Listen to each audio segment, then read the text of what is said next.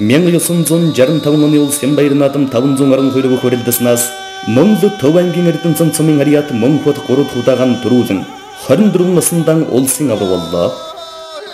Овс аймгийн Эрдэнэс цумын харьяат улсын зам Баян Монхон 8 даван улсад анх удаахан үзүүлэлээ.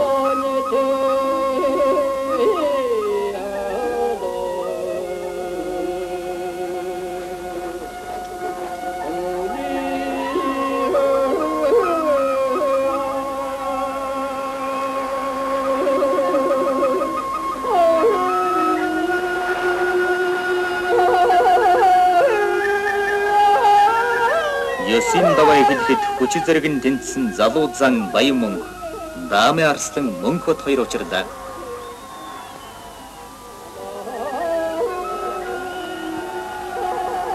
Бяцхан харцаг шанхруудын үзүр төрөөж бас ширүүхэн уулзаж улсын гам ботрүүллээ.